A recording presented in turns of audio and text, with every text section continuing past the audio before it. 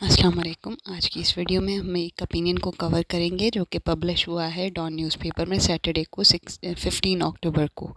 लिखा है उस्मान खिलजी ने। इसका टाइटल है लीकिंग डेमोक्रेसी कि जमहूरियत में पॉलिटिशियंस, सिविल सोसाइटी के लीडर्स और लोगों की और ब्यूरोक्रेसी की जो कन्वर्सेशंस हैं लीक हो रही हैं, तो इससे डेमोक्रेसी पे इम्पेक्ट आ रहा है और कैसे जो है पॉलिटिकल लीडर्स पावर इसमें इन ऑडियो लीक्स से बेनिफिट ले रहे हैं, दूसरी अपोजिशन को जो है नीचा दिखा रहे हैं। और फिर इसमें बहुत अच्छी बात जो ये है, इसमें कॉन्स्टिट्यूशन को रेफ़र किया गया है, कॉन्स्टिट्यूशन ऑफ पाकिस्तान को, और जो डिफरेंट केसेस जो है पास्ट में अकर हुए हैं जिनमें ऐसे प्राइवेसी और ऑडियो लीक से रिलेटेड जो इश्यूज़ हैं उनमें जो कोर्ट की वर्डिक्ट्स हैं उनको बताया गया है। The recent spate of leaked audio of conversation among the PMLN government leaders as well as PTI leaders is a matter of grave concern for the right to privacy, cyber security, civilian supremacy, and indicates meddling in the politics by undemocratic forces. कि अभी जो ताज़ा लहर आई है जिसमें लोगों की गुफ्तगू जो PMLN की जो कि गवर्नमेंट लीडर्स हैं और जो PTI के लीडर्स हैं उनकी जो टेप्ड वीडियोस और ऑडियोज़ लीक हुई हैं, ये एक बहुत गंभीर और जो है मेन मसला है।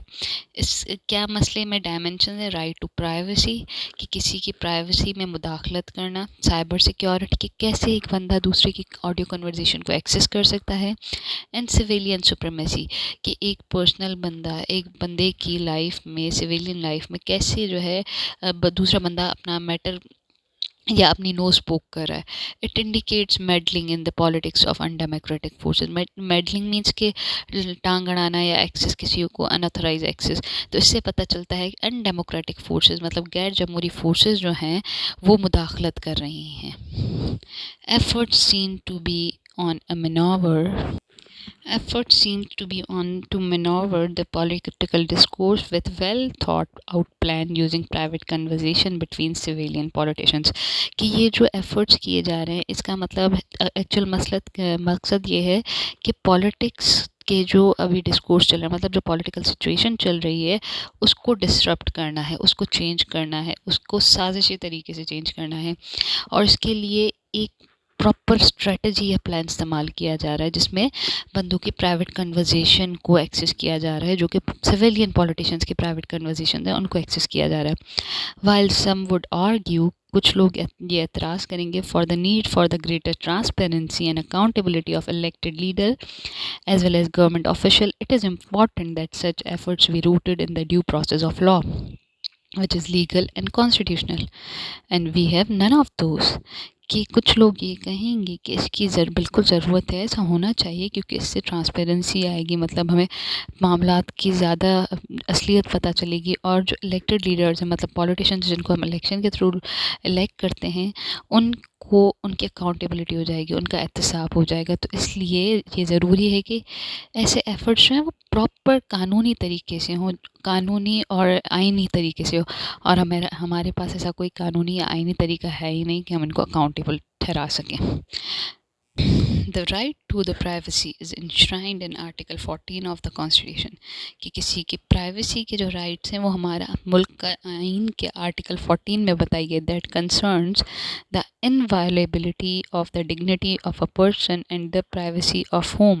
inviolability means secure from violation and assault कि जो है नाकाबिल तस्खीर होना चाहिए, नाकाबिल ख़िलाफ़ वर्जी होना चाहिए। ये आर्टिकल 14 ये बंदे को राइट देता है कि उसकी डिग्निटी मतलब उसकी जो पर्सनैलिटी है, उसकी जो नज़्म व ज़ब्त है या बंदे की जो पर्सनैलिटी है और जो उसके घर की हदूद हैं उनको कोई तस्खीर नहीं कर सकता, कोई उसमें जो है इंटरप्ट नहीं कर सकता, उसमें कोई जाके और उनकी डेटा या चीज़ों को एक्सेस नहीं कर सकता।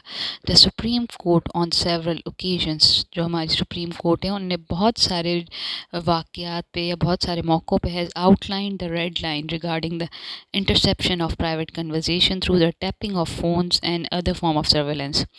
जो सुप्रीम कोर्ट है उसने बहुत जगहों पर रेड लाइन बताई, मतलब एक डिमार्केशन कर दी कि इस लिमिट को एक्सीड नहीं करना कि आप जो है प्राइवेट कन्वर्सेशन को एक्सेस करो, लोगों के फ़ोन में से ऑडियो जो है वो रिकॉर्ड करो या अदर किसी तरीके से उनकी निगरानी करो, तो उसके लिए एक हदूद होती हैं। In the Shehla Zia case, Shehla Zia जो है वुमेन एक्टिविस्ट थी. The Supreme Court said that the right to life guaranteed by Article 9 of the Constitution include the right to protection from the encroachment on the privacy and liberty. कि Shaila Zia case में supreme Court ने ये verdict दिए थे कि जो life, right to life, मतलब कि बंदे को अपनी ज़िंदगी जीने का हक है, जो कि आर्टिकल 9 बताता है कॉन्स्टिट्यूशन का. उसमें क्या बताया था कि बंदे को प्रोटेक्शन दी जाएगी किस किस कहाँ से, from the encroachment on privacy and liberty, कि बंदे की जो फ्रीडम है, लिबर्टी है और जो उनकी इसकी प्राइवेसी है उसमें कोई भी मुदाखलत नहीं करेगा. यही आपके जो है right to protection from encroachment on the privacy and liberty, के कोई भी मुदाखलत नहीं करेगा बंदे की प्राइवेसी और लिबर्टी में. तो यही तो है राइट टू लाइफ, जो कि आर्टिकल 19 हमें इंश्योर करता है. इन बेनज़ीर भुट्टो केस में the Supreme court confirm, supreme Court ने क्या कहा, the surveillance of the superior judiciary, legislator and journalist and government leaders as illegal, immoral, unconstitutional as well as there is no legal justification of it.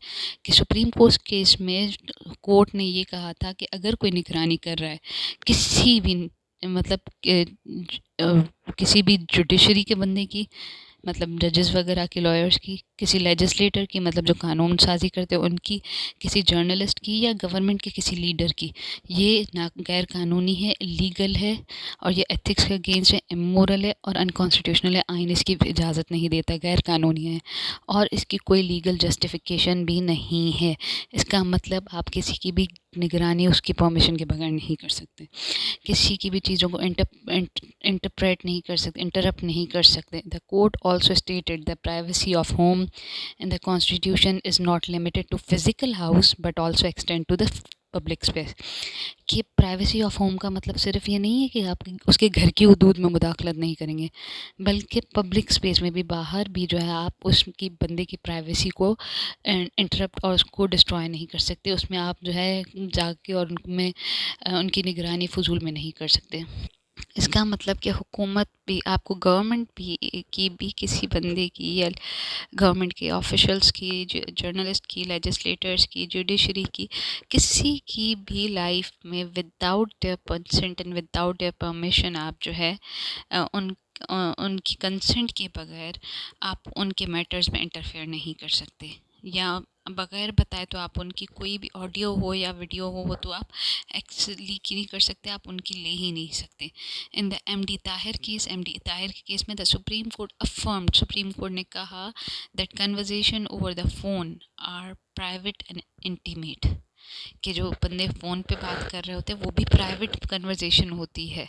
And the constitution protects them, और आइन हमें हिफाजत देता है कि कोई हमारी phone calls को भी इंटरप्रेट ना करे, मतलब हमारी फ़ोन कॉल्स को एक्सेस करके उसमें से भी कोई खुलासा ना निकाले. Similarly in the earlier 1990s, the Supreme Court in the Manzoor Ahmad case ruled that eavesdropping, phone tapping, and photographing something inside the home are invasion of privacy and unconstitutional.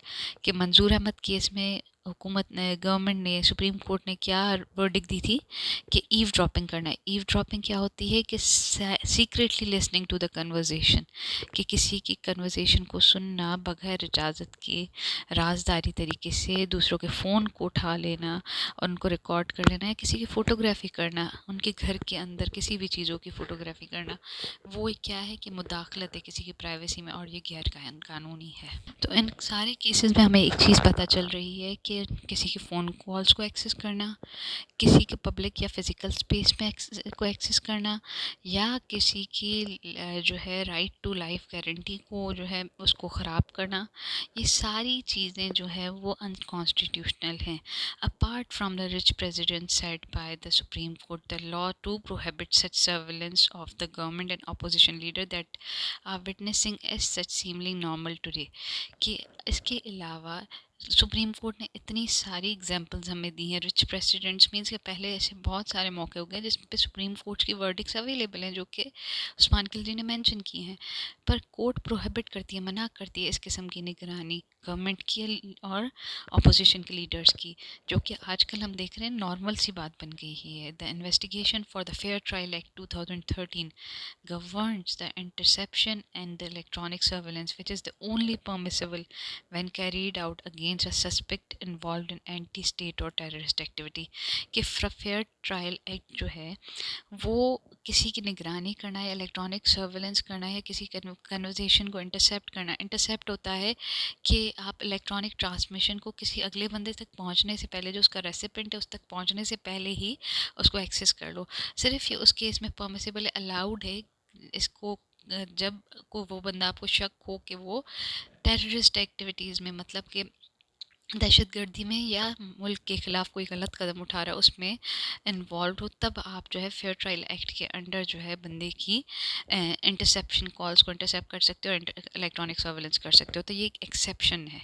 Interception means the act of receiving electronic transmission before they reach to the intended recipient। कि आप phone call पे या electronic media पे जो भी data जा रहा है उसको पहले ही जो है इंटरप्रेट कर लो, या जो फाइनल रेसिपेंट है उस तक पहुंचने से पहले आप उसको एक्सेस कर लो।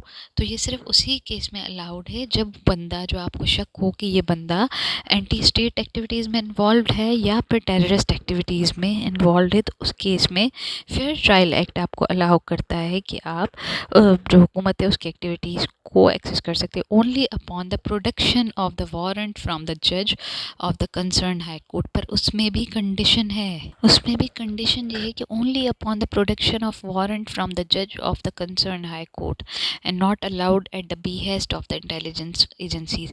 कि वो भी उस केस में आप उस कंडीशन में तभी आप बंदे की जो है कन्वर्सेशन और इलेक्ट्रॉनिक कम्युनिकेशन को एक्सेस कर सकते हो जब आपके पास हाई कोर्ट के जज का वारंट अवेलेबल हो। कोई इंटेलिजेंस एजेंसीज के कहने पे नहीं कर सकते। Behest means instruction and order of और कमांड। कि इंटेलिजेंस एजेंसीज की कमांड पे आप जो है सिर्फ बंदे की कन्वर्सेशन वगैरह को एक्सेस नहीं कर सकते, जबकि आपके पास वारंट अवेलेबल हो जज का, हाई कोर्ट का, तब भी आप कर सकते हो। दो these are broad and the vague terms. ये बहुत कुशादा और जो है एम्बिग्यूस और क्लियर नहीं है ये terms. They concern the certainty do not cover elected official who are being surveillance currently without any warrant. कि इसमें जो स्टेटमेंट दी है उसमें कवर नहीं किया गया इलेक्टेड ऑफिशियल्स को, मतलब जो पॉलिटिशियंस हैं उनको कवर नहीं किया गया, जिनको अभी जिनकी निगरानी की जा रही है विदाउट एनी वारंट के। तो ये एक लूप होल है हमारे फेयर ट्रायल एक्ट में कि इसमें पॉलिटिशियंस को कवर नहीं किया गया। ऑल्दो उसमें ये बात कंडीशन लिखी हुई है कि इंटेलिजेंस एजेंसी अपनी मर्ज़ी से, अपने हुक्म से ये सब नहीं कर सकती। सिर्फ हाई कोर्ट का अगर वारंट उनके पास हाई कोर्ट के जज का अवेलेबल है तब कर सकती हैं। पर मसला क्या है कि इस केस में, इस फेयर ट्रायल एक्ट में पॉलिटिशियंस को कवर ही नहीं किया गया। तो ये एक लूप होल एग्जिस्ट करता है। In the justice Qazi Faez Isa case the justice Mansoor Ali Shah said. Mansoor Ali Shah ने काजी फ़ैज़ ईसा वाले केस में कहा था intelligence agencies do not have carte blanche. कि इंटेलिजेंस एजेंसीज के पास कार्टे ब्लांच नहीं है। कार्टे ब्लांच मीन्स के फुल डिस्क्रिशन और अनकंडीशनल अथॉरिटीज़। क्या उनके पास अपनी मनमानी के लिए या उनके पास फुल एक्सेस एंड अथॉरिटी नहीं है इंटेलिजेंस एजेंसीज के बाद। The process under the fair trial act involve notification by law enforcement agencies of an authorized officer not below BPS 20। के सारे प्रोसेस में क्या होता है कि लॉ एनफोर्समेंट एजेंसीज जो है, कानून लागू करने वाली एजेंसीज में एक अथोराइज बंदा जो कि 20वें ग्रेड से कम का नहीं हो, to make an application for the issuance of the warrant of the surveillance and interception. कि वो एप्लीकेशन देगा कि वारंट दिया जाए ताकि सब निगरानी की जाए या इलेक्ट्रॉनिक कम्युनिकेशंस को इंटरसेप्ट किया जाए। Then a report has to be prepared for acquiring a warrant of surveillance or the interception as per the fair trial rule। और फिर उसके बाद एक रिपोर्ट बनती है कि आप जो है वारंट ऑफ सर्वेलेंस देते हो और इंटरसेप्शन की परमिशन देते हो। That report has to be presented to the head of department who has approve it before it is submitted to the relevant minister for the permission to make an application to the जज। फिर उसको जो application, पहले क्या होगा, पहले application law enforcement agencies से आएगी, फिर उसके बाद जो है उस पर रिपोर्ट प्रिपेयर की जाएगी और फिर रिपोर्ट प्रिपेयर होने के बाद वो हेड ऑफ डिपार्टमेंट को दी जाएगी ताकि वो अप्रूव करे। उसके बाद वो अप्रूव होने के बाद रेलेवेंट मिनिस्ट्री की परमिशन के पास जाएगी। फिर परमिशन मिलने के बाद जो है वो एप्लीकेशन जज को दी जाएगी कि आप वारंट इशू करो। यहाँ पे आप प्रोसेस देख सकते हैं। पहले लॉ इन्फोर्समेंट एजेंसीज़ में नोटिफिकेशन आएगा जो कि BPS 20 से बड़े बंदे को देना है। फिर रिपोर्ट प्रिपेयर की जाएगी जो कि हेड ऑफ़ डिपार्टमेंट को दी जाएगी। फिर उसके बाद वो मिनिस्टर को दी जाएगी। मिनिस्टर अप्रूव करेगा, हेड ऑफ़ डिपार्टमेंट अप्रूव करेगा। फिर वो सबमिट की जाएगी मिनिस्टर को। मिनिस्टर फिर क्या करेगा, उस एप्लीकेशन को प्रोसेस करेगा जज के पास। फिर जज जो है वो वारंट इशू करेंगे सर्विलेंस और इंटरसेप्शन का।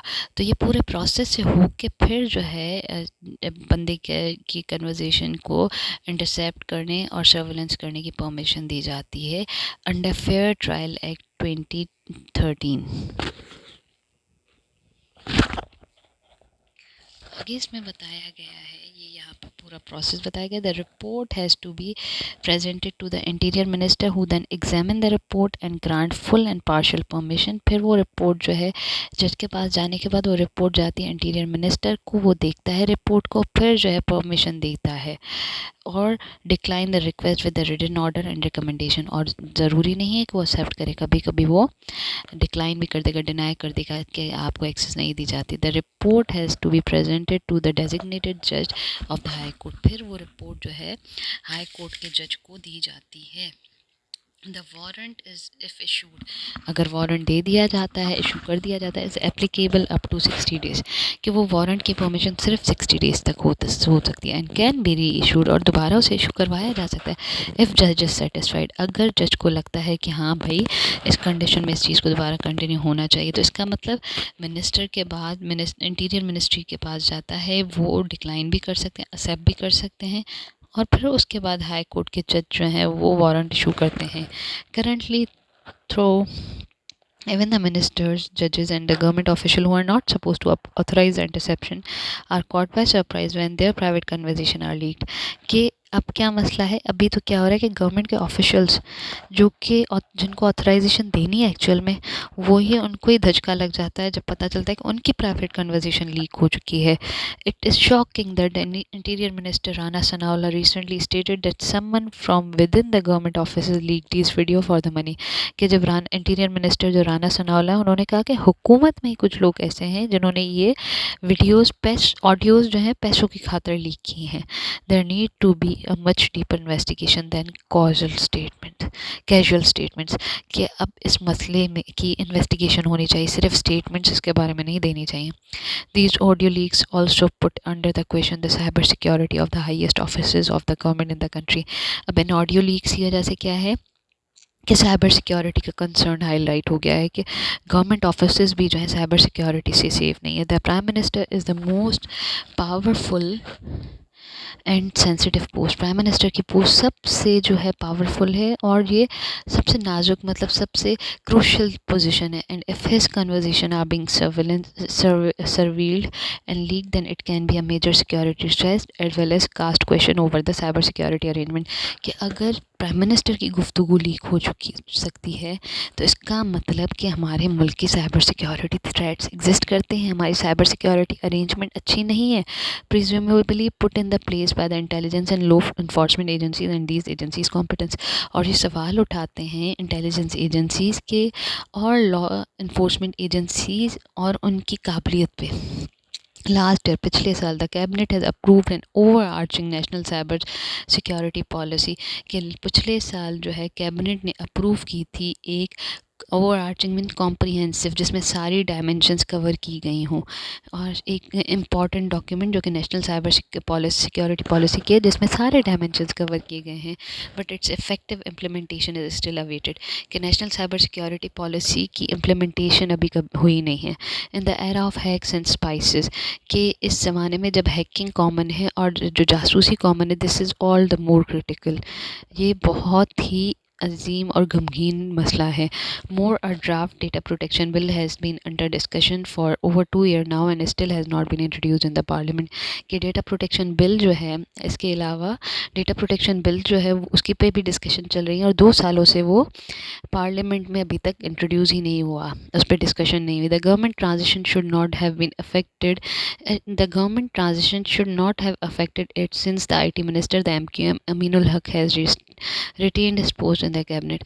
कि इस पे मसला आना नहीं चाहिए, क्योंकि जो हुकूमत तब्दील हुई है उसमें भी जो आईटी मिनिस्टर एमक्यूएम के अमीनुल हक है, उनकी पोजीशन तो वही बरकरार रही है। तो फिर डेटा प्रोटेक्शन बिल क्यों 2 सालों से पास नहीं हुआ? These audio leaks also raises critical question regarding the current political deadlock in the country faces। कि ये जो ऑडियो लीक्स हुई हैं इसकी वजह से एक और सवाल दिमाग में आता है कि क्या करंट जो सियासी डेडलॉक है कंट्री में उस इसको कौन सा और मसला दरपेश है। Why is it the only PMLN and PTI government are being targeted? कि सिर्फ 2 पॉलिटिकल पार्टीज़ ही इस चीज़ का निशाना क्यों बन रही हैं? Their issues with establishment are not secret. कि एस्टेब्लिशमेंट के साथ इनके मसले मसाइल चल रहे हैं, ये कोई ढकी छुपी बात नहीं है। This also underscores a history of abuse of the law by intelligence agencies meddling in the politics. कि इससे पता चलता है, अंडरस्कोर्स मीन्स के एम्फसाइज करता है, ये एम्फसाइज करता है कि हिस्ट्री में भी पहले भी जो है अब्यूज़ ऑफ लॉ हो चुका है इंटेलिजेंस एजेंसीज़ की तरफ से, जो कि मुदाखलत करती हैं पॉलिटिक्स में। Despite I claim to the contrary as well as surveillance of the जजेस politician and the government official. इसके बरक्स, इसके बगैर भी जबकि कहा जाता है कि जो है सर्वेलेंस ऑफ जजेस पॉलिटिशियन और गवर्नमेंट ऑफिशियल्स नहीं होनी चाहिए। It would be prudent for political parties not to fall for the audio leaks against each other. कि ये कहा जाता है कि ये बेहतर होगा कि पॉलिटिकल पार्टीज़ जो हैं इस ऑडियो लीक के मसले में अपने आप के अगेंस्ट ना हो जाएं, specially since they are all train to suffer due to surveillance. क्योंकि एक दूसरे के खिलाफ ना हो जाएं, क्योंकि ये सारे जो है ये मसले को, ये निगरानी के मसले का शिकार हो रहे हैं, rather than resorting to opportunism. कि अब ये हल बता रहे हैं कि आप जो है ना इस मौके का फ़ायदा ना उठाए कि एक की ऑडियो लीक हुई तो दूसरा फ़ायदा उठा रहा है। Red line need to be drawn by the politician parties jointly regarding the effort भी and democratic force to meddle in the politics. कि क्या करना चाहिए कि एक लकीर बना देनी चाहिए, एक लिमिट बनानी चाहिए कि कौन बनाएगा? Political parties.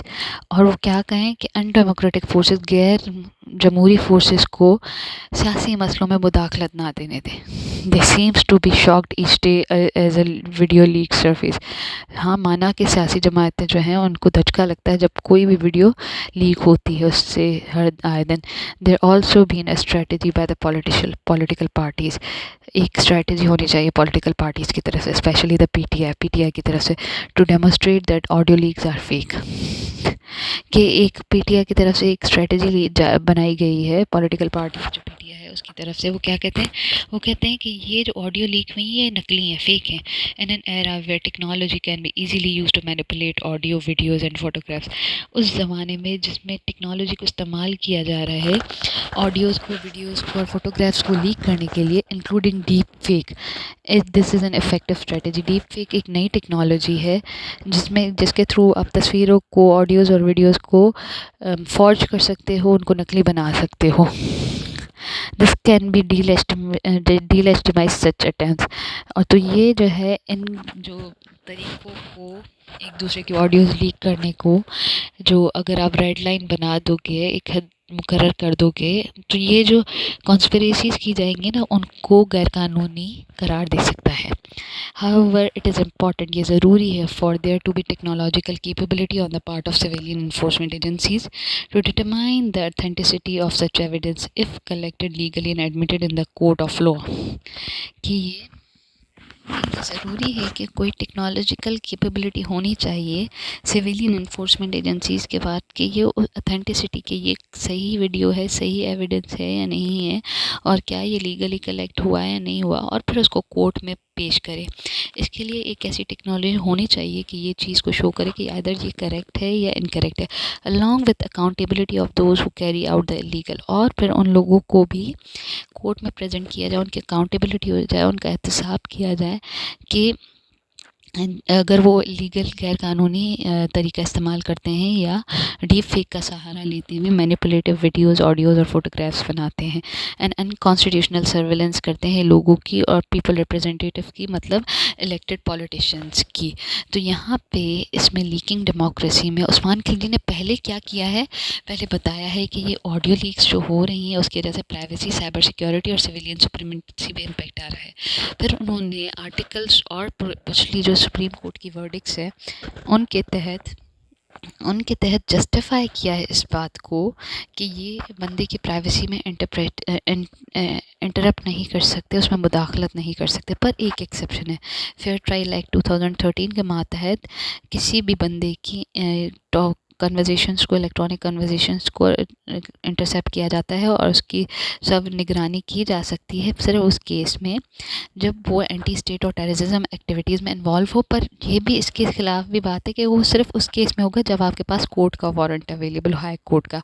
Law enforcement agencies, intelligence agencies अपनी मर्जी से, अपने ऑर्डर से ये काम नहीं कर सकती। फिर बाद में बताया गया है कि जो वारंट इशू होता है उसका प्रोसेस क्या होता है। उसमें पहले नोटिफिकेशन होता है लॉ इन्फोर्समेंट एजेंसीज की तरफ से, फिर वो रिपोर्ट बनाते हैं जो कि एचओडी को दी जाती है, फिर वो एचओडी उसे अप्रूव करते हैं, मिनिस्टर की तरफ प्रेजेंट करते हैं, फिर मिनिस्टर जो है वो जज को देखते हैं कि आइदर इसको वारंट इशू करना चाहिए या नहीं, फिर वो उसको पार्शियल परमिशन देते हैं या फुल परमिशन देते हैं या कभी कभी डिनाई भी कर देते हैं। उसके बाद वो जो है वारंट के लिए रिपोर्ट जाती है जज के पास, जज जो है वारंट इशू करते हैं।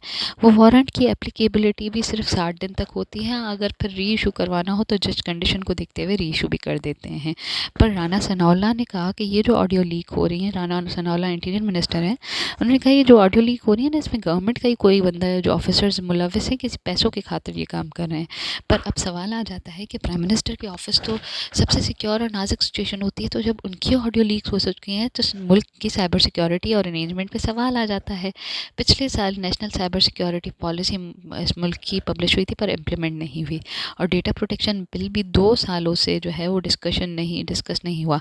सवाल ये आता है कि आईटी मिनिस्टर तो सेम ही रहे हैं, अमीनुल हक, भले हुकूमत में ट्रांजिशन हुई है तो ये एमक्यूएम के अमीनुल हक आईटी मिनिस्टर हैं, तो ये डेटा प्रोटेक्शन एक्ट बिल क्यों नहीं पास हुआ। फर्दर इसमें बताया गया है, सवाल आता है कि सिर्फ इन 2 पार्टीज़ की ही वीडियोस क्यों लीक हो रही हैं, पॉलिटिकल डेडलॉक मुल्क में है, पर इन 2 पार्टीज़ को ही मसले क्यों आ रहे हैं।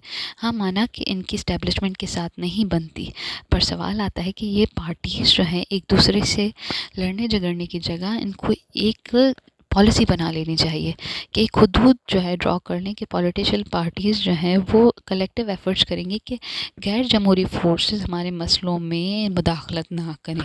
उसके बाद आखिर में बताया गया है कि पीटीआई ने ये करती है कि कहती है कि ये ऑडियो लीक्स जो हैं वो नकली बनी हुई हैं। तो आजकल टेक्नोलॉजी बिल्कुल तरक्की कर रही है और मैनिपुलेशन होती है ऑडियो वीडियोस में, फ़ोटोग्राफ्स में, डीप फेक के थ्रू। तो अब हमारे पास सवाल आता है कि हमारी सिविलियन अथॉरिटीज़ जो लॉ इन्फोर्समेंट एजेंसीज़ हैं उनके पास ऐसी टेक्नोलॉजी होनी चाहिए कि वो देखें कि जो एविडेंसेस दिए गए हैं कोर्ट को, क्या वो सही हैं, क्या वो डीप फेक के थ्रू मैनिपुलेट तो नहीं किए गए। और फिर अगर ऐसे होता है कि मैनिपुलेशन पकड़ी जाती है तो वो बंदा जिसने ऐसे एविडेंसेस दिए हैं उनको अकाउंटेबल किया जाए। और अनकॉन्स्टिट्यूशनल सर्वेलेंस जो है वो पीपल रिप्रेजेंटेटिव की, मीन्स के लीग जो इलेक्टेड पीपल हैं उनकी नहीं होनी चाहिए। मतलब in order to secure the democracy जो पॉलिटिशियंस हैं उनको और अपोजिट को मिलके ऐसा एक कानून बनाना पड़ेगा कि वो जो मुदाखलत है अनडेमोक्रेटिक फोर्सेस की उसको रोक सकें।